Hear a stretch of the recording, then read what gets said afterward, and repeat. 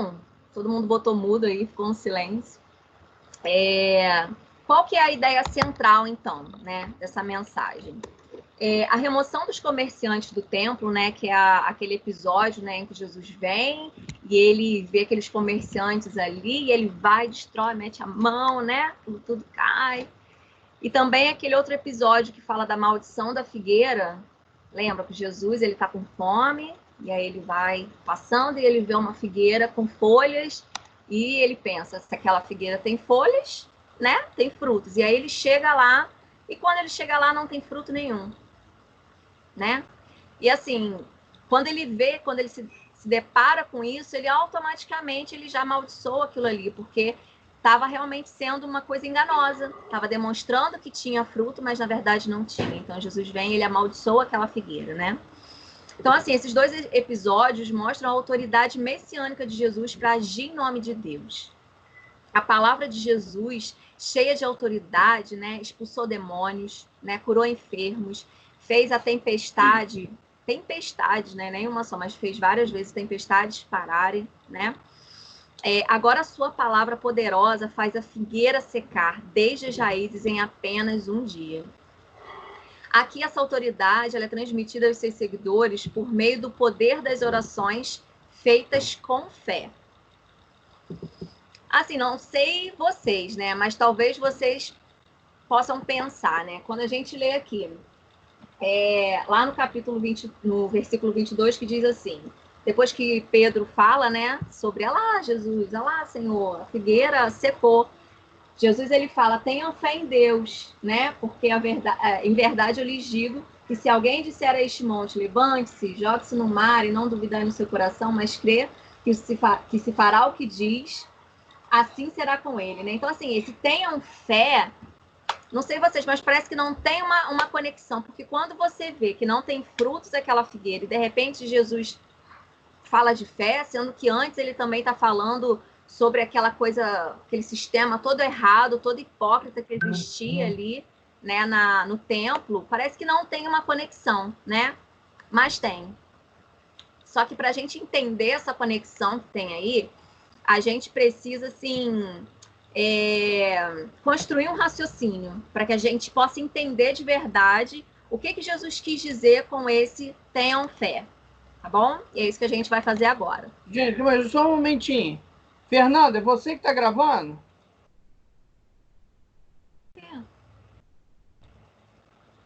Gravando o quê? Eu acho que é a Pimentel, porque aqui para mim tá aparecendo Fernanda Pimentel. Sandy, né? Tá gravando para ver depois, né, Fernanda? Eu sabia que era você. Que vacilão. Eu esperava isso da Amanda, hein? De você não, hein, Fernanda? Depois me passa o vídeo, que eu vou também ver a Sandy.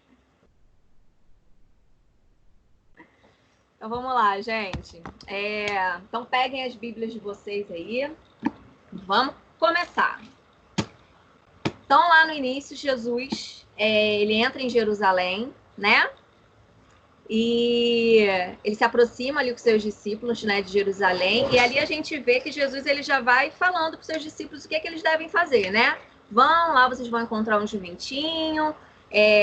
Se alguém perguntar para vocês por que vocês vão pegar o jumentinho, vocês já vão dizer que o meu Senhor precisa, mas que ele vai devolver em breve. Ele já sabia tudo o que ia acontecer. Daí a gente já começa a raciocinar.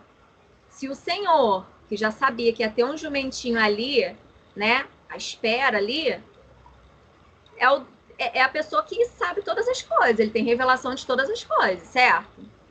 Então, Jesus ele já sabe onde está o jumentinho, ele já sabe das objeções que alguém fará aos discípulos e tudo mais. E o que isso quer dizer?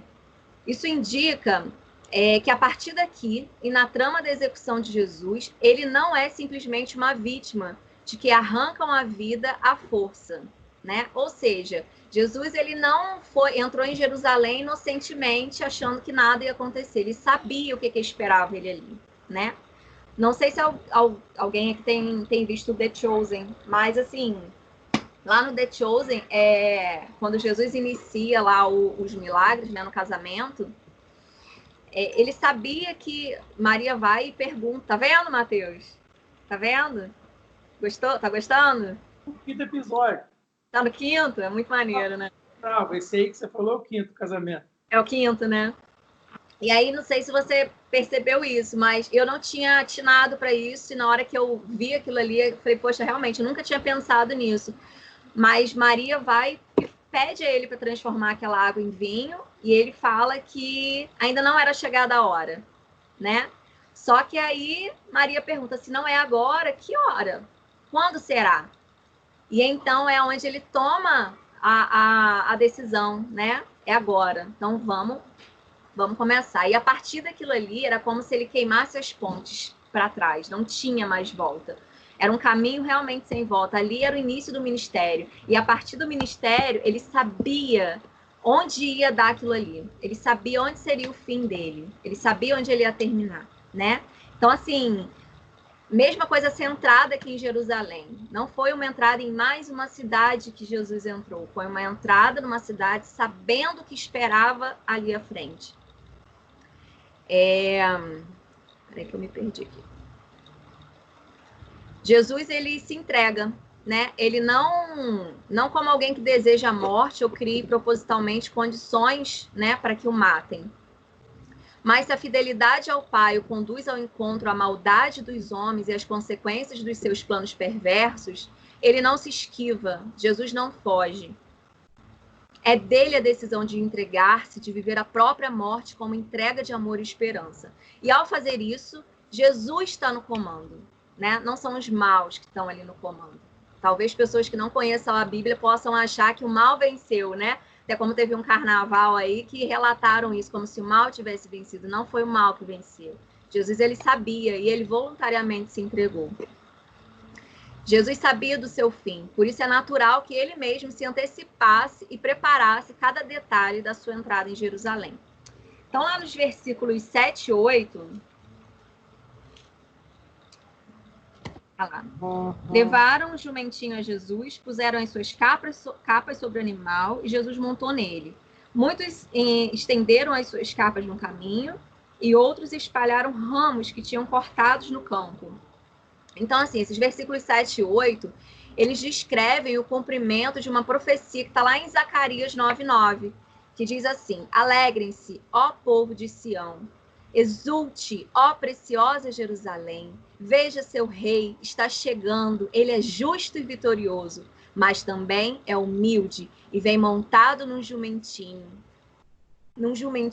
que é cria de uma jumenta. Quem diz que o rei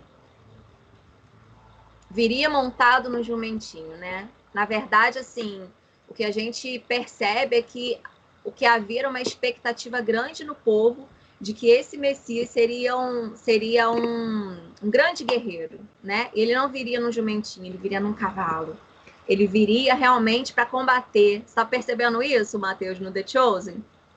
Que realmente a gente vê até as criancinhas lá falando, né? Não, mas o que dizem é que o Messias, ele vai ser um grande guerreiro. Então, assim, é essa expectativa que eles têm, né? Então, assim, quando vem o rei montado num jumentinho, é algo que eles não esperavam, né?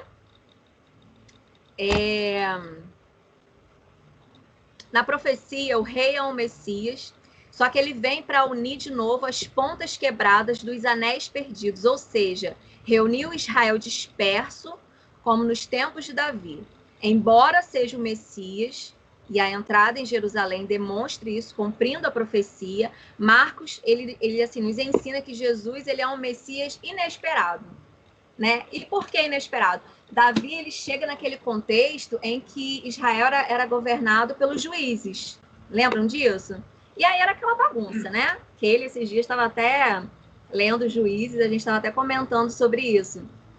Que Sansão, Gideão, enfim, todos os outros, né? Por mais que parecessem bons, no final vacilavam. Um foi e botou lá o manto, e o manto, as pessoas começaram a adorar aquele manto. Enfim, cada um começou, eles viviam segundo, né, os desejos deles, né?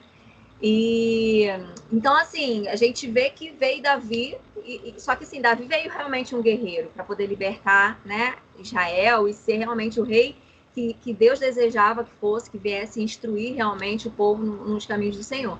Só que assim, Jesus ele vem de uma outra forma, por isso que ele é o Messias inesperado, porque ele não vem para combater essa opressão romana, ele vem realmente para construir essa aliança, né, que tinha sido quebrada por causa do pecado, né? O pecado veio e quebrou isso. Então Jesus vem para poder unir de novo esse elo dessa aliança. A aliança entre Deus e os seres humanos, rompida pela infidelidade do povo, foi isso que fez romper, né? Foi o pecado que fez romper essa aliança. Em Jesus, a aliança se refaz e encontra o pleno cumprimento. Quando Jesus entra em Jerusalém, ele é aclamado, mas esses que o aclamam não entenderam que tipo de rei, de Messias era Jesus. Eles acreditavam que Jesus seria um novo Davi, né? Um guerreiro que libertaria Israel da opressão romana. Esperavam um rei guerreiro que viria montado no cavalo, não no jumentinho. E proclamariam a guerra contra Israel. Então, lá no versículo 11, vê lá, no versículo 11 de Marcos, todo mundo sabe que é Marcos. Jesus entrou em Jerusalém, no templo, e tendo observado tudo, como já era tarde, saiu para Betânia com os 12. Então, assim, nesse versículo 11, diz que Jesus ele entra na cidade, né? Aí ele entrou, e aí a galera... Não, tá sendo coisa. Não está sendo assim. Então, assim, Jesus ele entra, né? Ele é aclamado pelas pessoas e ele vai direto lá para o templo. E lá ele observa, né? Imagina, Jesus entrando lá na comunidade cristã de Olaria. E aí ele observa. O Deus, o Criador, está entrando lá e está observando tudo. Será que ele se agradaria do que ele veria lá? Será que a comunidade cristã está cumprindo seu propósito? E se ele viesse aqui no grupo familiar e olhasse tudo? Será que o propósito estaria sendo cumprido? Foi isso que ele fez. Ele entrou, ele observou, não como um turista, olhando como eram belos, né, aquilo tudo, mas realmente olhando como soberano Senhor, que de repente vem para fazer uma visita na sua casa. E assim, ele observa esse centro de vida religiosa judaica para ver se está realmente cumprindo esse propósito de levar as pessoas à verdadeira adoração a Deus. Mas, como já era tarde, né, ele olha e ele vai para Betânia. E aí, vamos lá para o capítulo 12, que já fala sobre a figueira sem fruto. No dia seguinte, quando saíram de Betânia, Jesus teve fome. E vendo de longe uma figueira com folhas, foi ver se nela acharia alguma coisa. Aproximando-se dela, nada achou, a não ser folhas, porque não era tempo de figos. Então Jesus disse à figueira, nunca mais alguém coma dos seus frutos. E os discípulos de Jesus ouviram isso. Eu não sei vocês, mas por muito tempo, eu achei assim, falei, poxa, não era nem tempo de figos. E por que Jesus amaldiçoou a pobre da figueirinha? Mais alguém já pensou isso? Eu pensava, gente. Já pensou, Valdir? Tadinha, não era tempo de fruto, foi amaldiçoada, coitada. Se fosse tempo, tudo bem, mas não era. Então, mas agora vocês vão entender isso daí. Olha só. A maneira como Marcos organiza o texto, né, que ele fala primeiro da figueira, aí depois aqui, a gente olhando, por isso que eu pedi vocês para pegarem a Bíblia. Olhem, não sei a Bíblia de vocês, mas a minha tem os títulos, né? E aqui ela fala figueira sem fruto, aí depois ela fala Jesus no templo, que é o episódio ali dos comerciantes, né? Ele joga tudo para cima, e depois fala da lição da figueira, que é onde ele amaldiçoou, que é onde ele explica, né? Onde Pedro vê que realmente 24 horas depois a figueira, né, realmente estava seca. Então, assim, nos versículos 12 e 14, Jesus amaldiçoou uma figueira sem fruto. Depois do 15 a 18, ele expulsa os vendedores que simbolizavam a mesma coisa, um sistema infrutífero, né? E de 20 a 21, finalmente Jesus retorna ao destino da figueira, que sem fruto serve para alguma coisa? Não serve para nada, né? Então, assim, a maldição da figueira, ela simboliza o juízo de Deus contra o infrutífero povo judeu, que se desviou de Deus num ritual vazio e legalista. Por que vazio e legalista? Assim, esses sacerdotes, esses mestres da lei, né, esses fariseus, eles colocavam assim sobre o povo um fardo muito pesado. Eles exigiam que eles cumprissem coisas que nem mesmo eles cumpriam, nem mesmo eles faziam, né? Então, assim, as pessoas, elas tinham aquela obrigação de cumprir todo aquele ritual, né? E assim, por incrível que pareça, eles ainda afastavam as pessoas de Deus, né? Porque enquanto eles estavam lá fazendo orações nas praças públicas e orações longas e bonitas, né? Os mais simples, eles simplesmente olhavam aquilo ali. Eu vou orar por quê, né? Por que eu vou orar? Eu não tenho uma oração tão bonita como a deles, né? E, enfim, várias outras coisas que eles faziam, não cumprindo o propósito que eles tinham de levar as pessoas a uma verdadeira adoração, mas eles, muito pelo contrário, eles afastavam mais ainda as pessoas de Deus. No versículo 11, né, que eu falei, fala que Jesus observou o templo, né? Então, assim, a maldição da figueira representa a busca não correspondida de Jesus pela verdadeira adoração a Deus, oração e justiça. Ele não encontrou isso ali, ele não encontrou adoração, ele não encontrou uma oração de coração verdadeira, ele não encontrou ali justiça, atos de justiça, ele não encontrou. Nada do que ele queria, nada do que era o desejo do coração dele, ele encontrou ali. Ou seja, ele não encontrou, né, tudo aquilo que ele ansiava encontrar no povo seu, que se chamava, né, como povo de Deus. Jesus não encontrou nada na figueira a não ser folhas. Mas era tempo para dar fruto? Era para ter fruto naquela figueira? Então, gente, assim, os frutos da figueira, elas começam a surgir quase que na mesma época que as folhas. Não sei se vocês sabem disso. Portanto, já deveria estar em desenvolvimento esse fruto. Por mais que não houvesse um fruto pronto, ele já deveria, se já tem as folhas ali, esse fruto já deveria estar em desenvolvimento.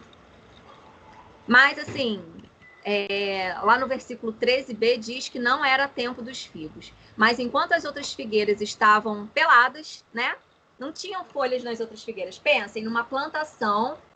Tem um monte de figueira nessa plantação. Só que uma está chamando a atenção, porque essa está cheia de folha. Só que as outras em volta, não. As outras estão peladas. Então, assim, ela está chamando a atenção. E Jesus teve fome e ele foi lá, porque se ela tem folha, ela tem fruto. Mas enquanto as outras figueiras estavam peladas, porque não era tempo de figo, essa estava com folhas, com a falsa esperança de que haviam ali os frutos. Isso representa a hipocrisia que todos os que têm a aparência de dar frutos, mas na verdade não dão. Vocês sabem o que significa hipocrisia? Ser hipócrita? Lá nos tempos antigos era o nome dado aos atores, né? Os atores que iam para as praças fazer lá o seu teatro, o nome que se davam a eles eram hipócritas. Hoje a gente ouve hipócrita de uma forma pejorativa, né? Você ouve alguém falar hipócrita, você já logo remete, mas antigamente eram atores. Então, por que Jesus chamam eles de hipócritas? Exatamente por isso. Fingimento. Era isso, era fingimento, era desempenhar um papel que não era o seu verdadeiro eu, né? Era isso que eram esses hipócritas. Vamos lá para o versículo 15. E aqui no versículo 15, Jesus já está lá no templo. O versículo 15 diz que Jesus e os seus chegam ao templo. A realidade que eles têm diante dos seus olhos não é muito diferente daquela figueira no caminho, pois também o templo está cheio de folhas, né, de adornos, de riquezas, né? Era tudo muito lindo, era tudo muito extravagante, era tudo muito grande, eram roupas impecáveis, era tudo muito, assim, chamavam muita atenção, né? Mas que... Desculpa, gente. Só que, na verdade, o que se mostrava era que eles eram totalmente incapazes de alimentar ou de oferecer sustento para qualquer pessoa, qualquer faminto que chegasse ali, eles eram completamente incapazes de saciar. E assim, no The Chosen também tem uma parte que mostra de Nicodemos. Não sei se você lembra disso, Mateus. Nicodemos, ele chega ali para poder... Foi no primeiro episódio, né? Que mostra que Maria Madalena, ela tá endemoniada e ele chega ali para poder... Não, acho que foi no segundo, né? Foi o primeiro, né?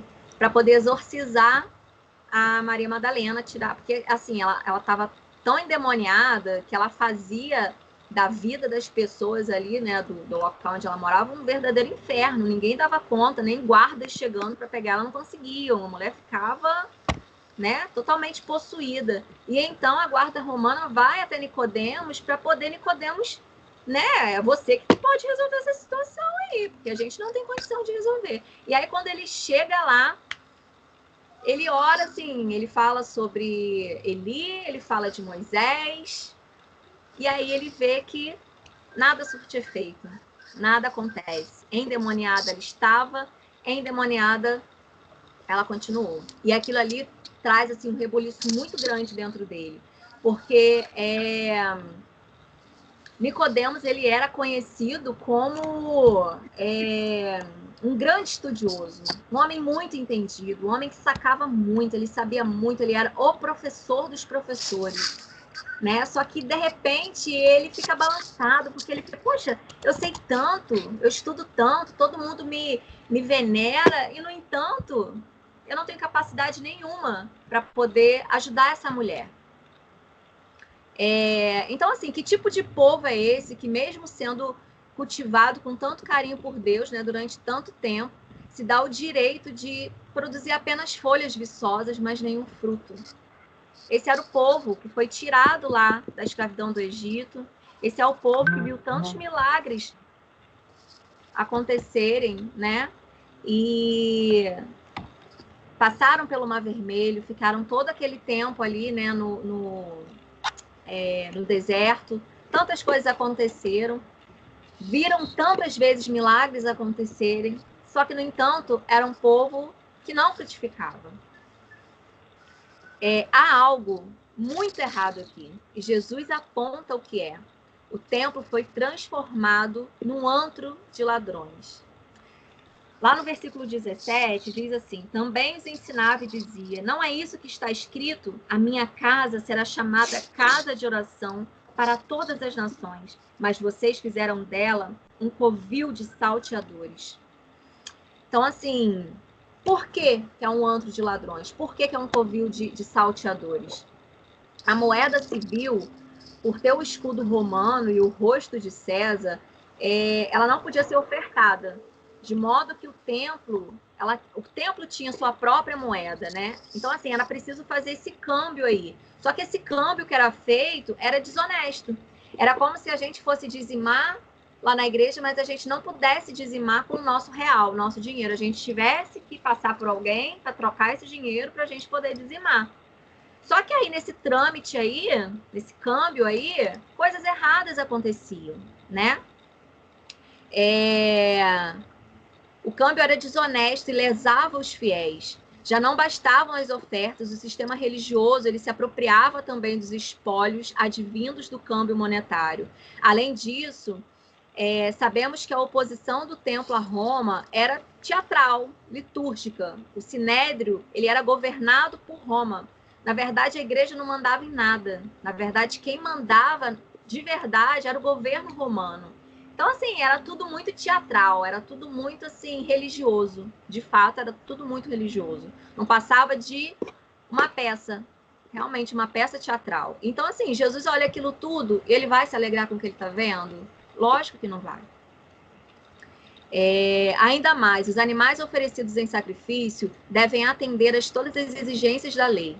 Por isso, animais aptos ao sacrifício são vendidos a preços abusivos no próprio templo. Aqueles que desejam, né, oferecê-los. Não bastasse eles terem que comprar, né, ali os animais, eles ainda eram vendidos por preços assim fora da realidade, justamente para poder abusar ainda mais daqueles fiéis, né, lidando de uma forma tão assim, tão desonesta, tão, eu ia falar uma outra palavra, mas prefiro não falar, mas assim, uma coisa tão baixa, né, de se fazer com os fiéis, né? A gente se coloca no lugar deles e a gente fica pensando, né, como que assim, a pessoa chega a tal ponto de não ter temor nenhum ao Senhor, né? Não havia verdadeiramente no coração deles nenhuma fé, não havia temor nenhum, e por isso essas coisas eram feitas ali. Os animais aptos aos sacrifícios eram vendidos a preços abusivos e para aqueles que desejavam oferecê-los, né? Ou seja, o próprio templo os vendia e os recebia de volta como uma oferta. Essa prostituição civil, política e econômica a qual se prestava, né, a religião de Israel é inaceitável aos olhos do Messias.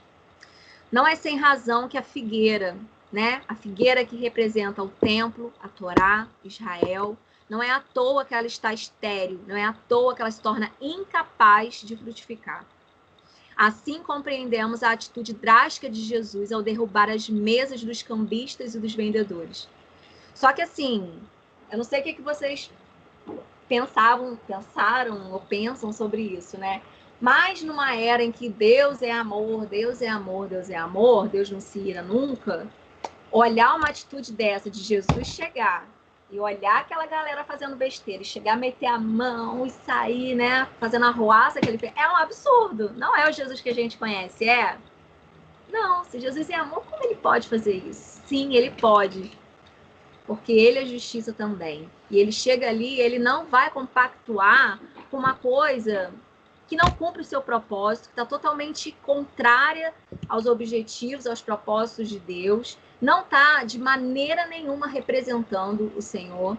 Então, assim, ele chega ali numa indignação, né, que a gente se aprofundando, a partir do momento que eu me aprofundei nesse estudo, eu pude realmente perceber, eu falei, poxa, realmente, né? Se a gente fala que Deus é justiça, como que ele ia compactuar com isso? Ele não ia compactuar, né? Só que assim, observe isso.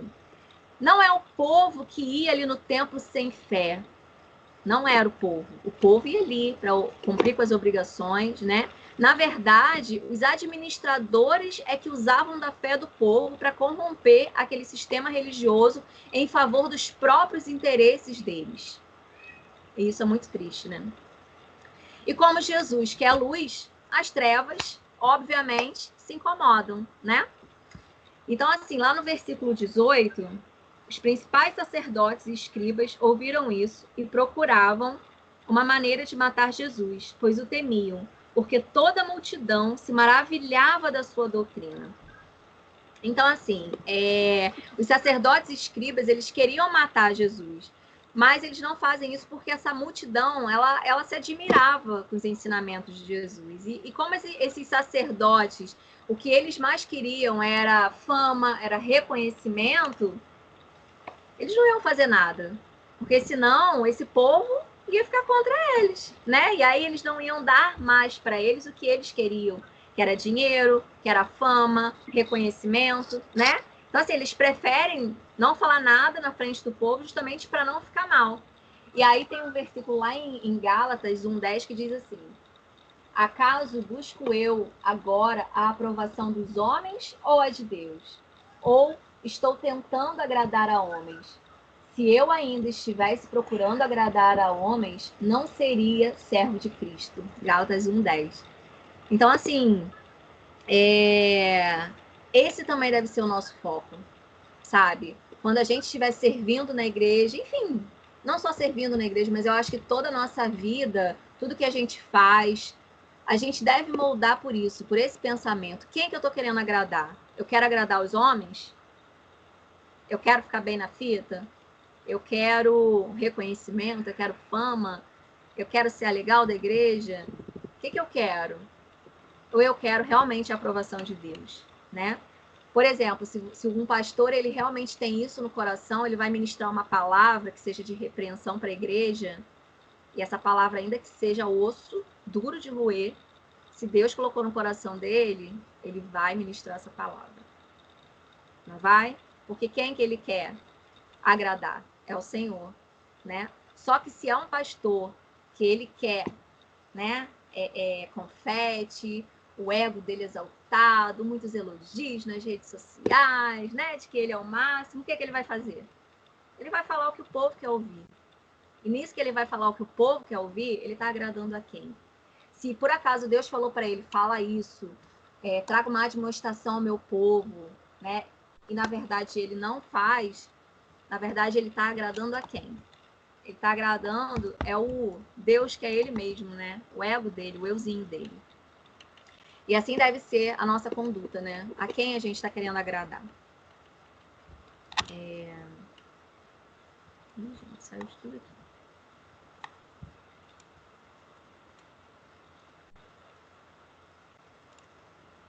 Na verdade, assim, os sacerdotes e escribas, eles queriam matar o purificador ao invés de, em arrependimento, em contrição, serem purificados.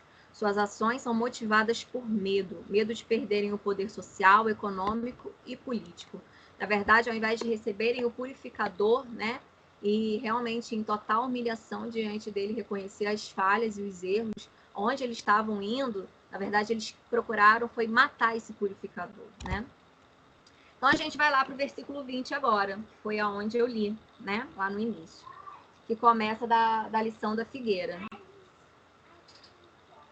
E passando eles pela manhã, viram que a figueira estava seca desde a raiz. Então, Pedro, lembrando-se, falou: Mestre, eis que a figueira que o Senhor amaldiçoou ficou seca. Então, assim, pela manhã, novamente, ali no caminho, na intimidade, né, do discipulado ali, né, com seus discípulos, Pedro faz a pergunta para Jesus, mostra para Jesus ali aquela figueira que estava ressecada até a raiz. Então, o mestre começa a sua resposta por aquilo que faltava, o que exatamente faltava no templo e que certamente fará o templo secar, a igreja, né, de Israel secar. Que foi o quê? Falta de fé. Foi exatamente a falta de fé que fez aquelas pessoas secarem. A fé deles definitivamente não estava em Deus. Eles queriam posição, poder, reconhecimento. Eles não criam que Deus é conhecedor dos nossos e mais íntimos pensamentos, que executa justiça, que executa juízo. Eles queriam os prazeres e posição deste mundo. Fé não é apenas uma confiança em Deus. Fé é uma perspectiva de uma vida inteira dependente de Deus. É preciso permanecer e pedir em nome de Jesus crendo. Então, assim, o que isso significa? Fé não é apenas assim uma confiança em Deus. A fé, você precisa de fé para perdoar alguém, não precisa? Talvez alguém tenha feito algo para você que você fala assim, gente, essa pessoa não merece meu perdão. Mas por que você perdoa?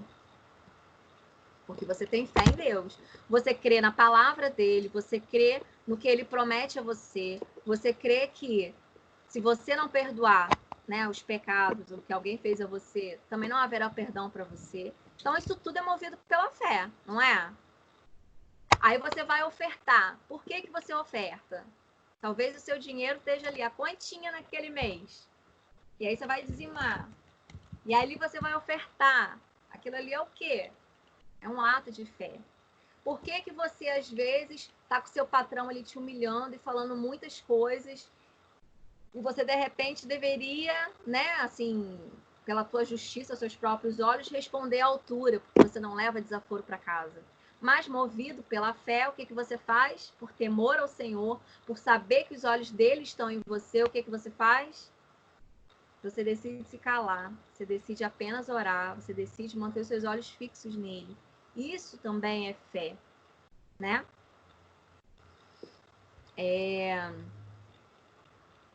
A resposta de Jesus deve ter surpreendido os discípulos. Ele diz que eles devem confiar em Deus para remover tudo o que os impede de darem frutos a ele. Lá no versículo 23, diz que aqueles que creem em Deus podem ter a certeza de que ele realizará até mesmo o impossível, né? Quando ele fala aqui, se alguém disser a este monte, levante-se e jogue no mar, né? Então, assim, quando é uma metáfora isso, né? Para dizer que coisas impossíveis, né? Até porque como que você vai pegar um monte e vai jogar ele no mar, né? Isso é uma metáfora para dizer que Deus é aquele que faz o impossível, né? Tanto que tem algumas traduções que já colocaram até dessa forma, né? Sobre o impossível, e não como um monte que é lançado ao mar. De acordo com a sua soberana vontade, ele realiza realmente o seu impossível na vida de todo aquele que realmente entende que algo está impedindo ele de frutificar. Então, assim, o que tem feito você infrutífero? Seja lá o que for que esteja fazendo você infrutífero. Deus é o Deus do impossível. Ele não é apenas um Deus que liberta alguém de drogas, ele não é apenas alguém que liberta alguém de álcool, ele não é um Deus que liberta as pessoas, traz uma cura, de repente, sobre alguma enfermidade. Ele é um Deus que pode curar, sim, uma falta de atenção, uma falta de interesse. Ele é o Deus que realmente pode fazer com que você tenha fome pela manhã. Talvez você de manhã fica procrastinando, de repente você tem muita preguiça e não tem desejo de ler a palavra, e com isso você não cresce. Você sabia que Deus também é poderoso para sarar isso, para curar isso também? Você sabia que Deus é poderoso para libertar qualquer desejo imoral, qualquer pornografia, seja lá o que for que faça com que você seja infrutífero? Sabe? Para Deus não há um impossível de libertação e de cura. Até porque a partir do momento que Deus traz para a nossa vida a salvação, ele não tem só uma entrada, ele tem todo um caminhar de crescimento. Então, é da vontade do Senhor que não apenas a gente seja salvo, mas que a gente realmente desenvolva essa salvação. E para eu desenvolver essa salvação, se eu preciso ser curada de um sentimento de rejeição, de um sentimento de inferioridade, sabe? Qualquer coisa assim que me trava, que me impede de crescer, Deus é suficientemente poderoso para nos sarar e nos curar de qualquer coisa, sabe? Então, assim, o que esse povo tinha? Eles eram religiosos, eles não tinham temor. Só que Deus poderia ter mudado totalmente, né, o coração deles, não poderia?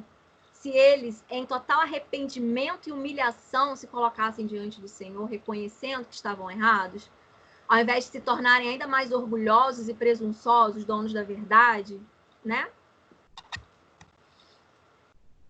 O pecador oferecia no templo uma vítima em seu próprio lugar, para expiação da culpa cometida e reconquista do favor de Deus, né? Como a gente sabe.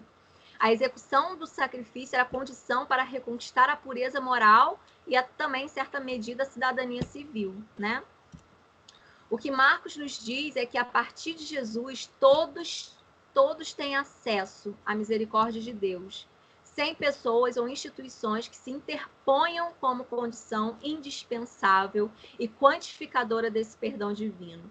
A fé e o coração contrito, expressos na oração sincera, são a única condição para acolher o perdão que Deus sempre concede a todos quanto o buscam. Ou seja, acredito que vocês conheçam também aquelas igrejas, aqueles pastores que acabam meio que centralizando neles, é como se a oração deles é que tivesse poder, né? Vem a mim que você vai ser curado, a mim, né? Vem aqui que eu vou colocar a minha mão sobre a sua cabeça e você vai ser curado, né? Só que assim, Jesus veio, a partir do momento que Jesus veio, nós podemos ir diretamente ao Pai, nós podemos orar o nosso coração contrito, numa oração sincera, sim, né? O que Jesus falou, que tem intimidade com o Senhor indo para o seu quarto, né? Tranque lá a porta, que o seu Pai que está em secreto ouve a tua oração, vai te recompensar também no secreto, né? Então, assim, a gente tem o Senhor, então a gente não precisa crer que há necessidade de alguém entre nós. Vocês estão conseguindo me entender? Não sei se eu estou conseguindo O Instagram vai cair, aí a gente vai colocar de novo. Só um instantinho, gente. Meu Deus vai botar o Instagram aqui de novo. Estão conseguindo entender? Tá, Matheus? Tá aí? Tá entrando aqui, gente. Só um minutinho. Oi, bebê!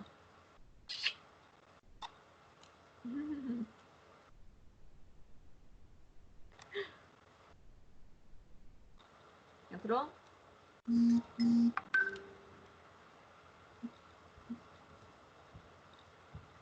Fala aí com o Renato, que você entrou.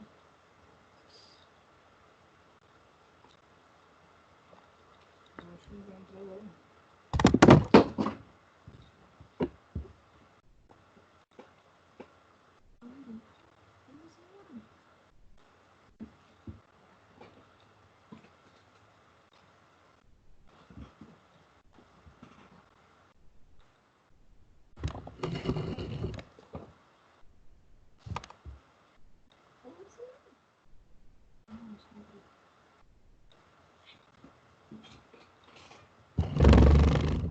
Gente, então, assim, eu queria ouvir de vocês o negócio seguinte. Vocês acham que a gente deve fazer a transmissão do grupo aberto? Você acha que só pra gente mesmo?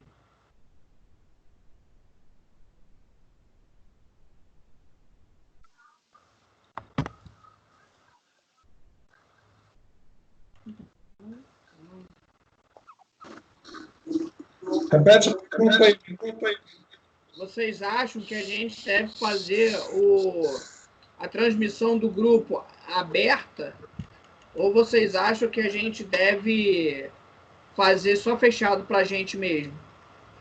Porque fazendo aberto tem um viés evangelístico. E fazendo fechado fica uma coisa mais íntima. Assim, eu sinceramente, eu penso que o ideal talvez até poderia fazer uma palavra de 1 hora aberta e fecha, na hora do compartilhar. vai para o Skype e compartilha, talvez, né? O que vocês acham? Uma boa. Eu acho que é importante Oi? compartilhar com o vizinho, porque para a gente já demora. Verdade. Não, então, a ideia seria faz a palavra em 1 hora e quando acabasse a palavra, vai para o Skype para a gente compartilhar, entendeu, Sandra? Entendi. Porque aí fica fechado só entre nós, mas a palavra todo mundo pode ouvir. Claro. Né? Aí a gente talvez cumpriria essas duas questões, né? Então, voltamos lá no Instagram. O que vocês acham? E aí, gente, vamos continuar então. Posso continuar? Então, vamos lá. Oi? Mas, assim, há um lugar para a instituição religiosa, porque, assim, por mais que eu fale que não há, né, ninguém entre nós e o Senhor, né? Há um lugar para a instituição religiosa? Claro que há. Desde que a instituição religiosa venha fazer esse elo aí, venha realmente trazer essa aliança, né, dos fiéis com o Senhor. Porque a partir do momento que ela se coloca ali no meio, aquilo ali se torna abominável ao Senhor. Porque não foi por isso que Jesus morreu. A partir do momento que Jesus morreu, o véu do templo não se rasgou e a gente não tem livre acesso ao Pai. Então, por causa disso, se uma instituição religiosa ela está trazendo essa divisão, ela já não está cumprindo o propósito, o papel dela, né? Mas ela tem total lugar a partir do momento que ela te instiga realmente a buscar ter esse relacionamento com o Senhor, né? Essa busca a Ele. Lá no versículo 24, quem está acompanhando aí, ó, que fala aí, tudo que pedirem em oração. Deus, ele tem prazer em dar boas coisas aos que lhe pedirem, e ele é capaz de atender qualquer oração, mas devemos pedir por motivos piedosos e de acordo com a vontade de Deus. Né? Então, assim, esse é um motivo pelo qual a gente deve realmente ler e meditar na palavra dia e noite, orar para realmente conhecer a vontade dele, né? Porque como que a gente vai orar por motivos piedosos? Como que a gente vai orar segundo a vontade do Senhor se a gente não conhece qual é a vontade dele, né? Então, assim, por muito tempo, eu até dei esse exemplo no Encontro das Meninas, que quando eu tinha uns 12 anos, mais ou menos, eu era católica, e aí a gente fazia aquela novena, né? Aí você ficava lá 9 dias orando, e eu lembro que eu estava orando, porque eu queria namorar um menino, mas eu queria namorar um menino que tinha namorada. Olha só, a pessoa conhecia a palavra? Não, por ignorância. Né, Valdir? Gostou? Então, assim, por ignorância, fiquei frustrada no final da novena. Lógico que fiquei. Porque, assim, é uma oração, sabe? Tá totalmente contra a palavra do Senhor, né? Então, assim, foi um exemplo para dizer que muitas vezes a gente se frustra porque a gente está orando e está pedindo coisas para Deus que a palavra dele reprova, a palavra dele não dá assim, respaldo nenhum para a gente estar orando e pedindo aquilo ali. E aí, assim, muitas pessoas têm entrado na igreja e têm rapidamente desviado, ido embora. Por quê? Porque têm acreditado em mentiras que... Esses dias a gente até botou uma palavra que fala sobre o Jesus que eu criei, né? Realmente é o Jesus que a gente cria. Como se ele fosse aquele que desse para a gente tudo que a gente pedia a ele. Só que é segundo a sua palavra, segundo a sua vontade. E para conhecer a vontade dele, é preciso empenho para estudar, para ler, em oração, em intimidade para conhecer, né? Lá no versículo 24 ainda diz, né? Creiam que já receberam e assim será com vocês. Aqueles que confiam em Deus para as coisas certas e da maneira certa podem ter certeza de que Deus, segundo a sua riqueza e glória, há de suprir em Cristo Jesus tudo o que vocês precisam, né? Que é o que diz lá em Filipenses 4,19. Sabendo que todas as coisas cooperam para o bem e que ele nos dará graciosamente com ele todas as coisas. Romanos 8, né? Que diz isso.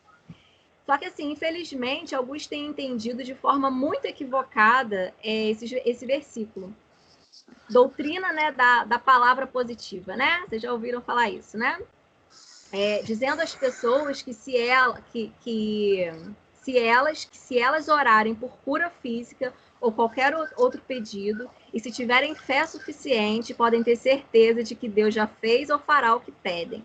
Porém, sempre devemos ter a certeza, a mesma expectativa de que Jesus teve. Qual foi a expectativa que Jesus teve, né? Ele teve, assim, uma confiança total no poder de Deus, né? Ele foi totalmente, assim, submisso à vontade do Pai. Quando ele estava lá no jardim do Getsêmani, ele disse, Senhor, Pai, tudo tu podes fazer. Ele sabia que Deus era poderoso e que ele poderia livrar ele daquela situação, né? Mas seja feita a sua vontade, não a minha, né? Então, assim, a partir do momento que a gente olha esse versículo, a gente olha esse posicionamento de Jesus, a gente já entende como também deve ser o nosso posicionamento, como a gente deve orar, como a gente deve pedir. Devemos orar por cura? Sim, claro que sim. Devemos sim orar por cura. Mas seja feita a vontade do Senhor e não a nossa. Deus tem os planos, Deus tem os propósitos. Vocês lembram daquele filme? Alguns até, a gente foi até no cinema ver. Qual é o nome daquele filme? Milagres da Fé? Acho que né? Que a gente viu no cinema. Acho que é. E que mostra que o menino foi com os amigos. Lembra, Amanda, desse filme? Eles foram com... Lembra? A gente levou até um menino de rua. Esse menininho de rua. Aí no filme mostra, né, que ele foi com os amigos brincar na neve, de repente ele caiu e ele ficou em coma. Só que assim, o relacionamento dele com a mãe era ruim, o relacionamento da mãe com o pai era ruim, o relacionamento dela com as pessoas da igreja era muito ruim.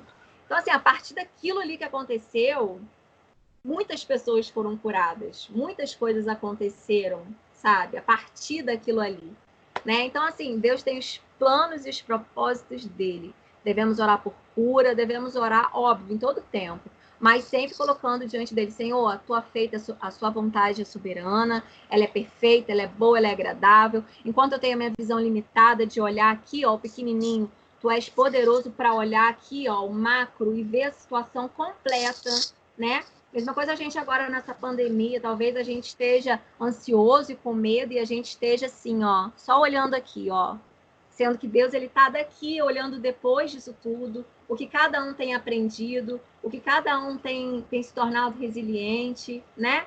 Então, assim, realmente, Senhor, é o que eu e Amendoim, a gente tem orado todo dia, nós oramos para que essa pandemia acabe, que haja cura, mas, Senhor, a tua vontade é soberana e nós entendemos que ela é boa, perfeita e agradável, né? Se realmente o Senhor deseja que a gente passe por isso, por favor, nos dê perseverança para passarmos por isso. Nos dê paciência, muda a nossa visão, muda o nosso entendimento das coisas, né?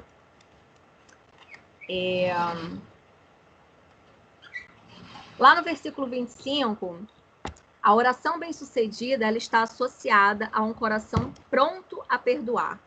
Nós temos a obrigação de tratar os outros como Deus tem nos tratado. Né? O poder da oração, da família da fé como um todo, depende da sua união no Espírito.